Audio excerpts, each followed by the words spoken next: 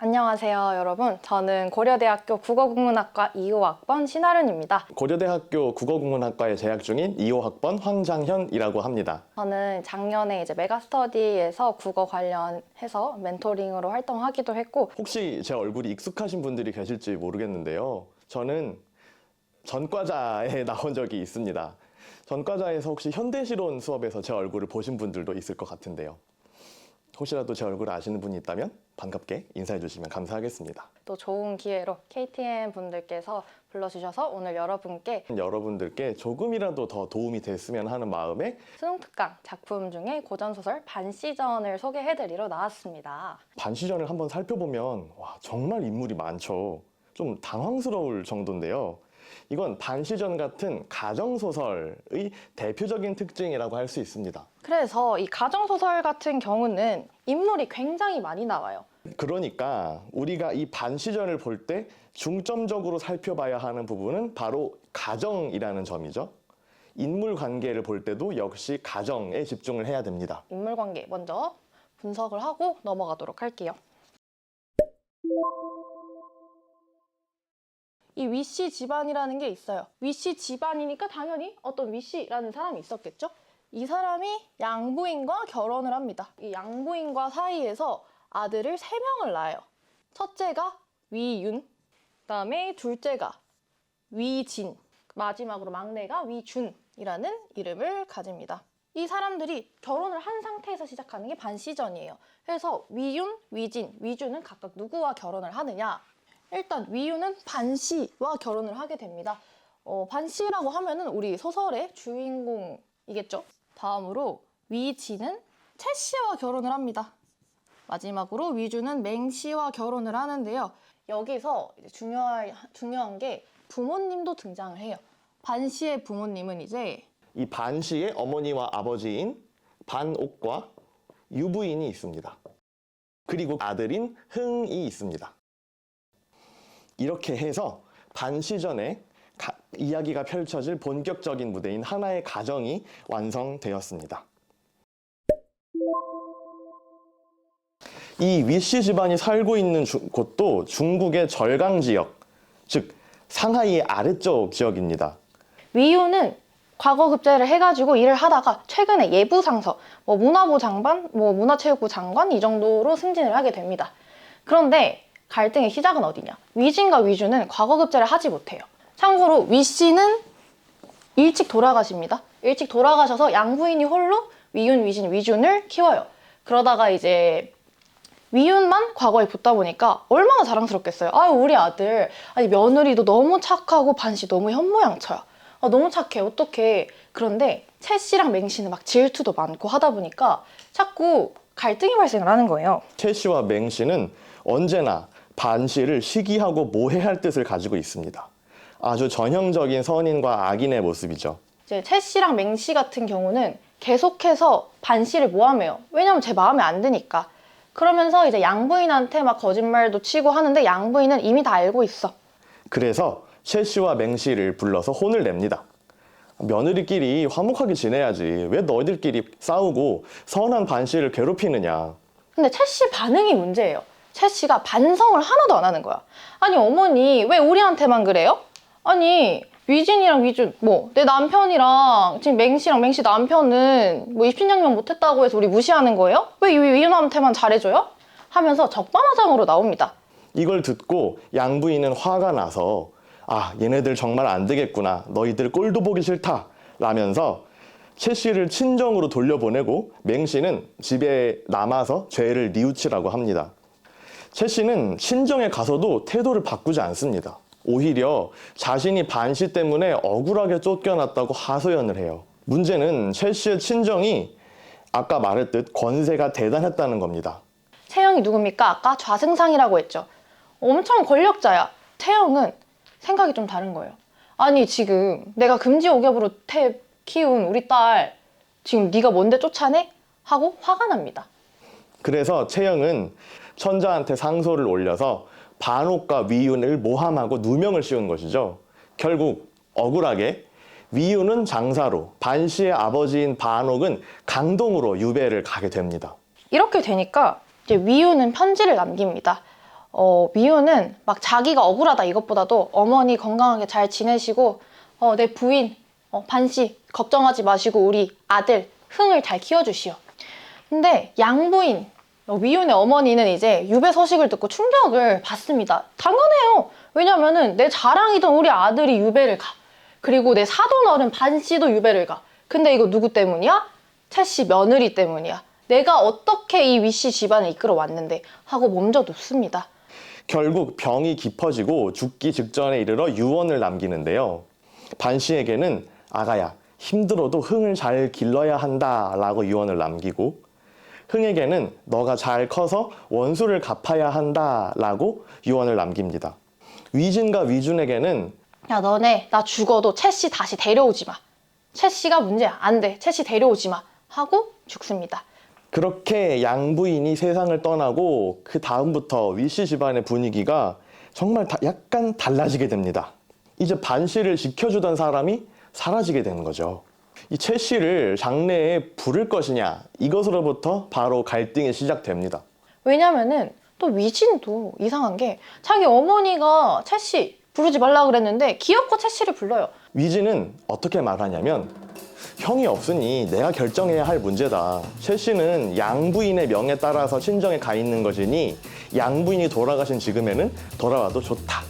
이제 위흥 이 얘기를 하죠. 집안 사람들의 의견도 무시하고 양부인의 유언까지 무시하려 하십니까? 자신의 아내만 중요하게 여기는 것은 옳은 처사가 아니다. 흥은 여기서 단순히 감정적으로 화를 내는 것이 아니라 예법과 도리를 근거로 위진에게 충고하고 있다는 점이죠.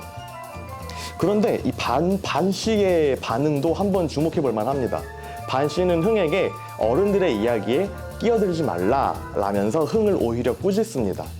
이것은 반씨 또한 예의와 범절을 지킬 줄 아는 인물이라는 것을 드러내는 요소인 것이죠. 반면에 위진은 아주 크게 화를 냅니다. 지금 흥은 5살 난 어린아이밖에 안 됐으니까 자신의 의견으로 이야기를 하는 것이 아니라 누군가가 시켜서 얘기하는 것이다. 즉 뒤에 있는 반시를 겨냥해서 하는 말인 것이죠. 흥 또한 물러서지 않습니다. 지금 장자가 떠나 있는 상황에 장손인 내가 장례를 주관하는 게 맞지 않냐? 라고 하니까 주위 친척들이 막 왔을 거 아니야. 그러면 친척들이 웅성웅성해. 그치. 장자가 없으면 장손이 장례를 하는 게 맞지. 해서 위진이랑 위준이 그냥 픽하고 짜증나서 떠나가 버립니다. 그래서 친척들도 그냥 와해돼 버려요. 친척들도 결국 양부인의 장례도 제대로 치르지 못하고 넘어가게 됩니다. 그렇게 양부인의 죽음을 슬퍼하고 있는 반씨 앞에 채씨가 나타나서 아주 비아냥거립니다. 반씨 너 어머님 그렇게 살아생전에 잘 따르더니 너 왜 안 죽어? 너 어머님 따라서 죽어버려야 되는 거 아니야? 그게 효 아니야? 라고 얘기를 합니다.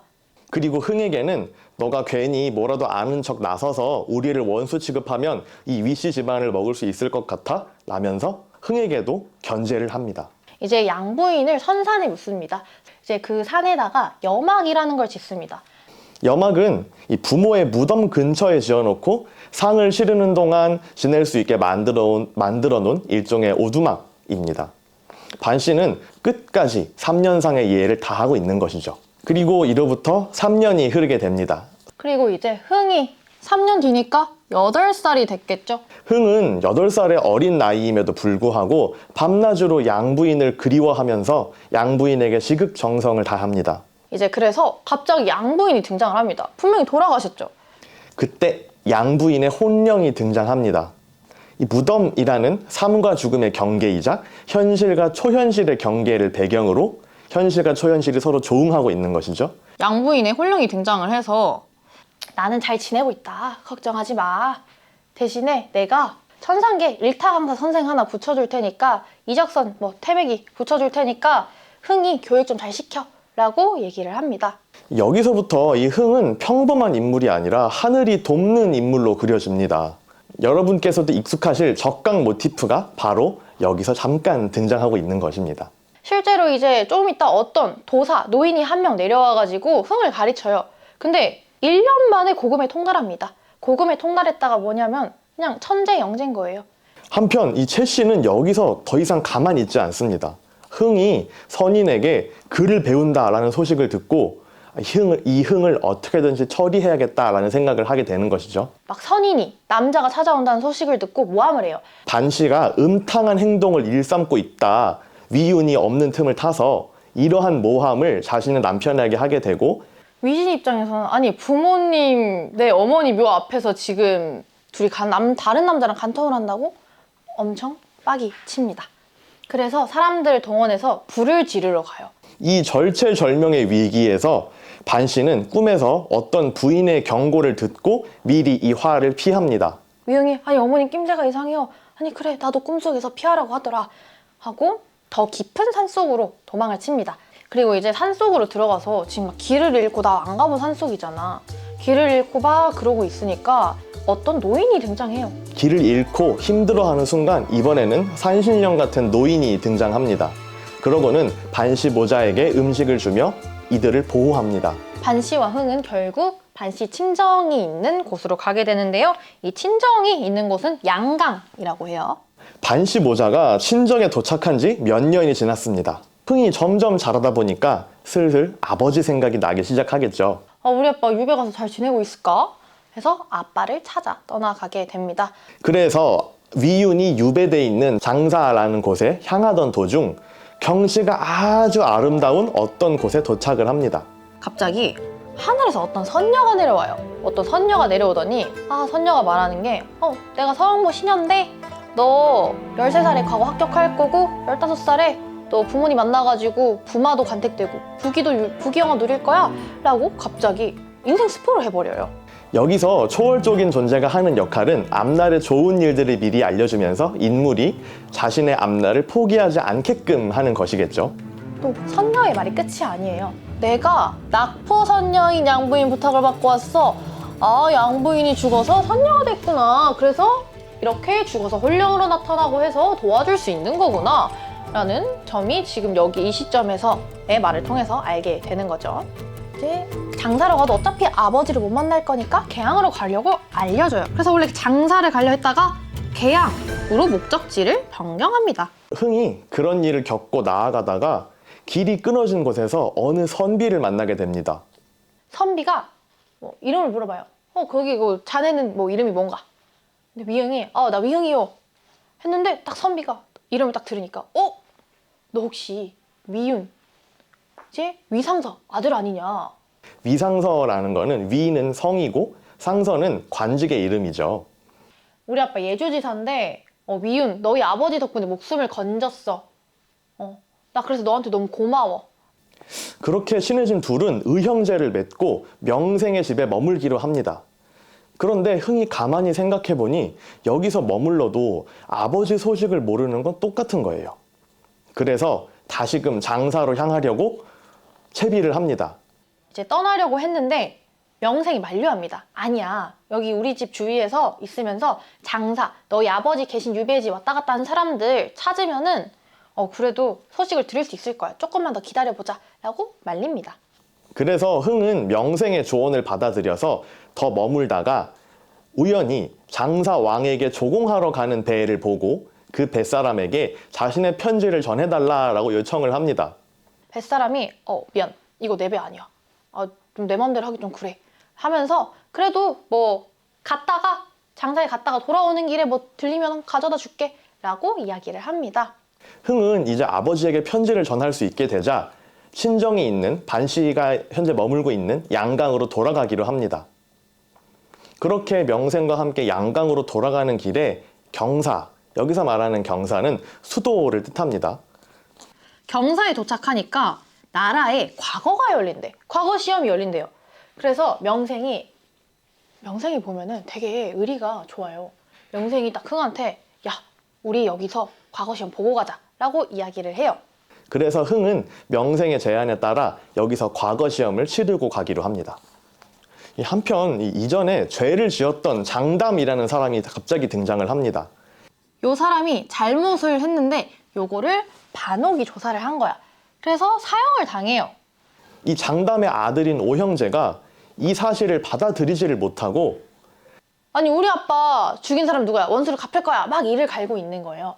근데 이 소식을 하필이면 이 맹씨가 듣게 된 거죠. 맹씨가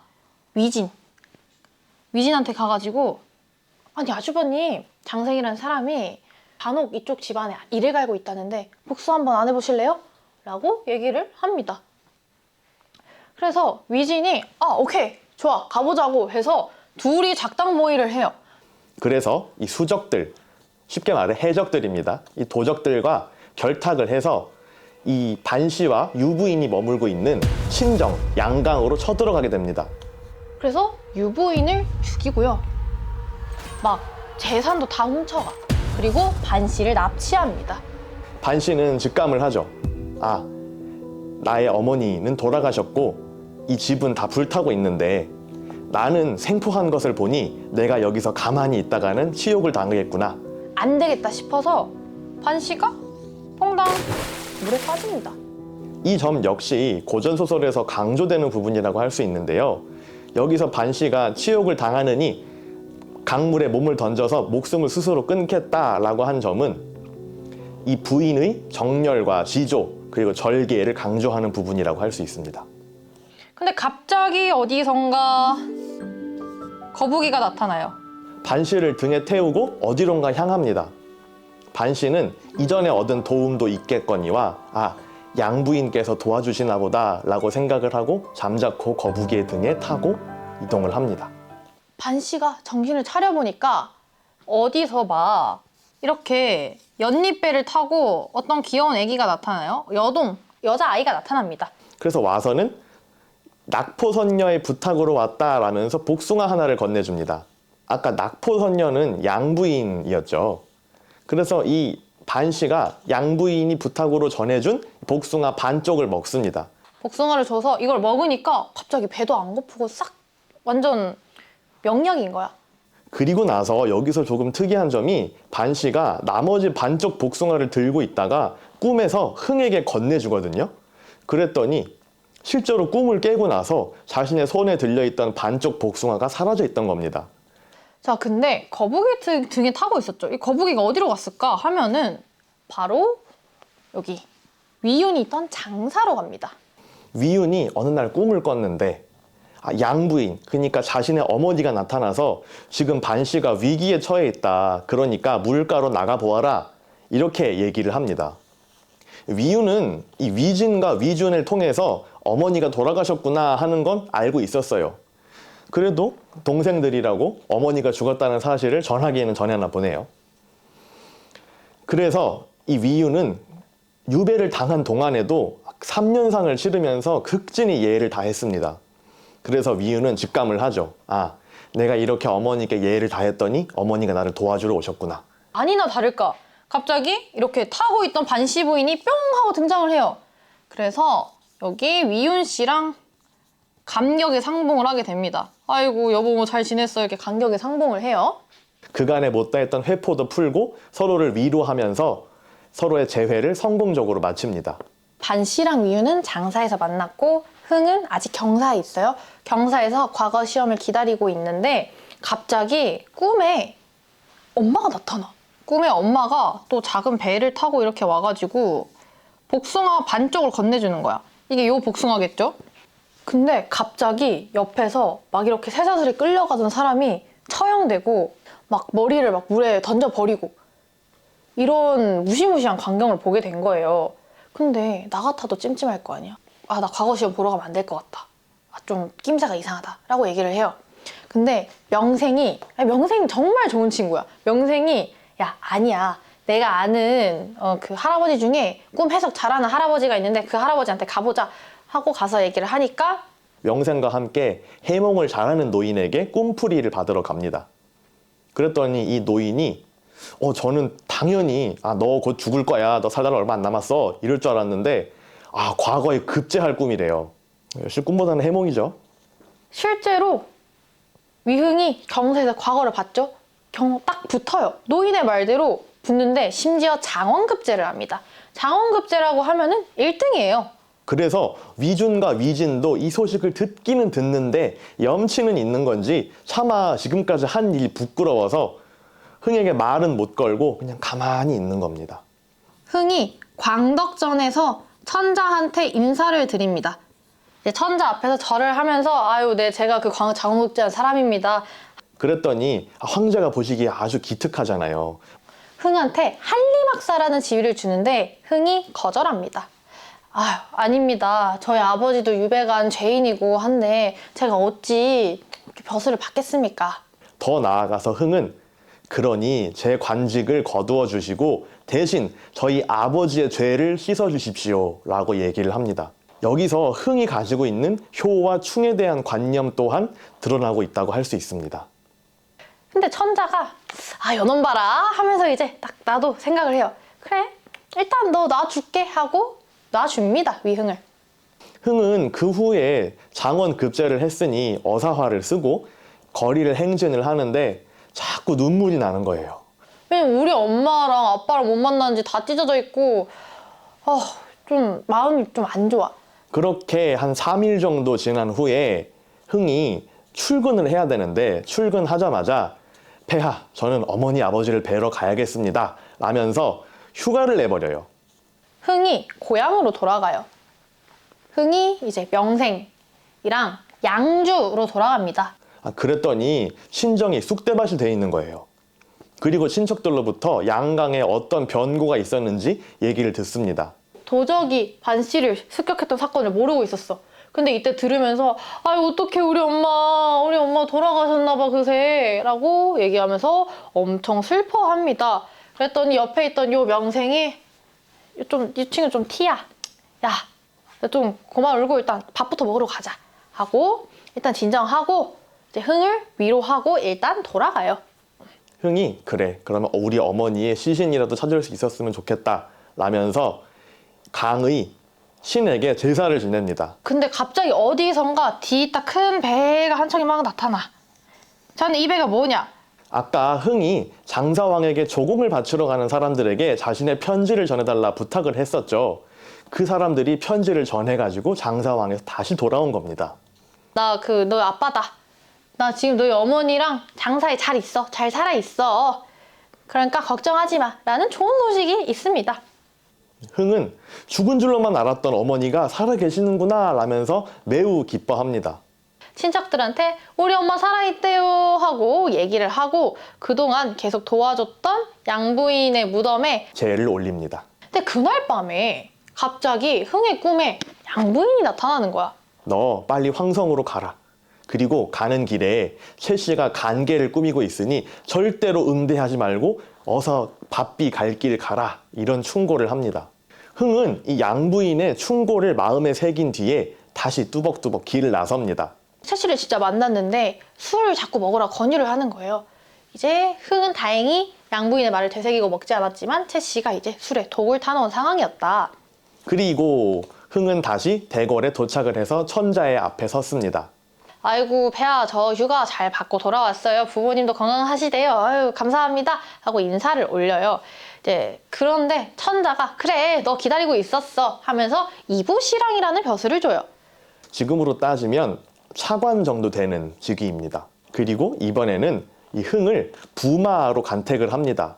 이 부마라는 것은 공주의 남편, 즉 천자의 사위를 뜻합니다. 전에 엄청 경치 좋은 길에서 선녀가 막 내려와가지고 막 인생 스포일러를 해줬잖아요. 그렇게 실제로 이루어지고 있는 거예요.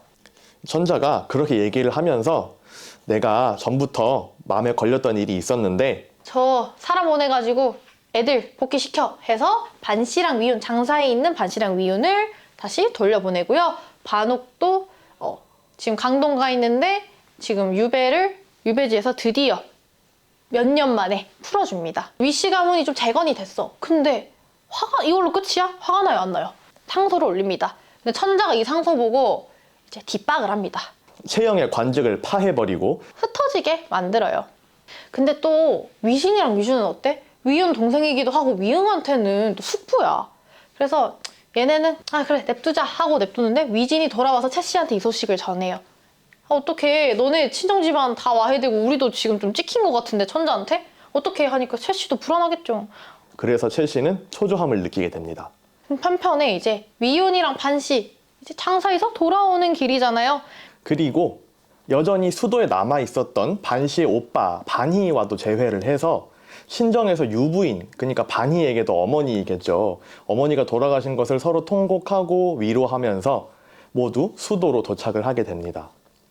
지금 이 배경은 이제 전반적으로 다 황성인 거예요? 현재 흥은 공주의 남편, 즉 자신의 부마죠. 그러니까 이 사람들에게 궁 하나를 내줍니다. 별궁 하나를 내주고 너네들이 여기서 거처하도록 해여라. 그리고 긴 유배 끝에 돌아온 위윤이 천자께 문안 인사드립니다 라고 하자, 사실 채영의 눈치를 보느라 위윤이 결백하다는 것을 알면서도 차마 나서지 못했던 여러 동료 신하들이 위윤의 노고를 위로하고 또 치하하면서 화목한 분위기가 조성됩니다.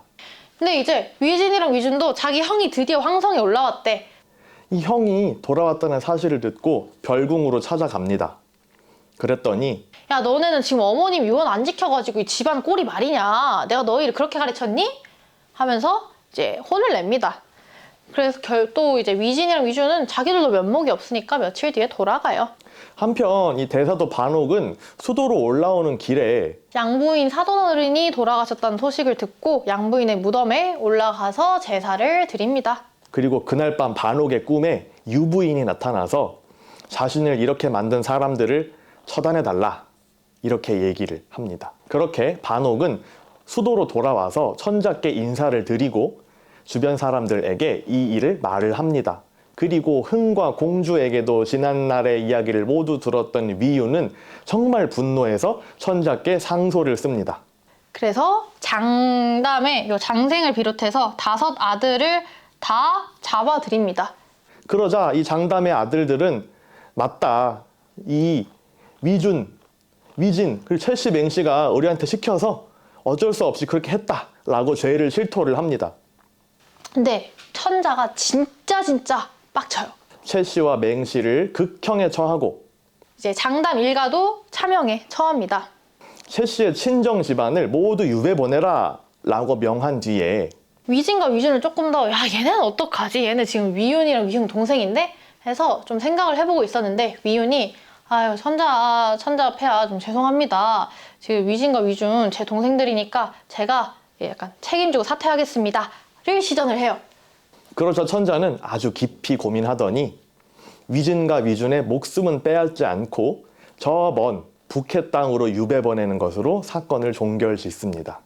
그리고 이로써 모든 위기를 견뎌낸 반씨와 위씨 가문은 그 뒤로는 아무 일 없이 행복하게 오래오래 살았답니다 라는 엔딩으로 반시전은 마무리가 됩니다.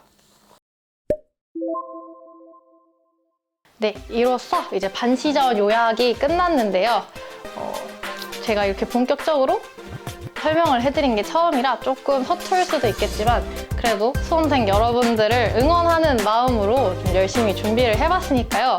이렇게 제 기 받아가셔가지고 나름 이제 제 수능 현역 수능 2학년도 수능 치면서 들어올 때 국어 만점이었으니까 국어 만점이었던 사람 기를 받아가셔서 올해 수능 잘 치시고 이제 내년에 기왕이면은 아기 호랑이로 들어오셔서 저한테 이거 들었다고 말씀해 주시면 제가 밥약해드릴 테니까 모두 너무 화이팅입니다. 원하시는 학교에 착 붙으시면 좋겠습니다. 화이팅! 네, 여러분, 이것으로 조금은 짧았던 혹은 조금 길었던 반시전에 대한 이야기를 마쳐보겠습니다. 이 반시전은 꿈의 문제, 현실과 초현실의 문제, 다양한 공간적 배경과 다양한 인물들, 그리고 고전 소설에서 흔히 찾아볼 수 있는 전형적 모티프들, 요소들이 등장하는 아주 중요하고도 전형적인 작품이라는 생각이 듭니다. 제가 가장 좋아하는 노래는 SES의 달리기라는 노래입니다. 단 한 가지 약속은 끝이 있다는 것. 끝난 뒤엔 지겨울 만큼 쉴 수 있다는 것. 이 말이 여러분께 힘이 되기를 바랍니다. 제가 애니메이션을 그렇게 좋아하진 않지만 전혀 잊을 수 없는 하나의 노래 가사가 있습니다. 소년이여 신화가 되어라. 올해가 여러분께서 신화가 될 수 있는 해가 되었으면 좋겠습니다. 여러분 모두 수능 화이팅 하세요!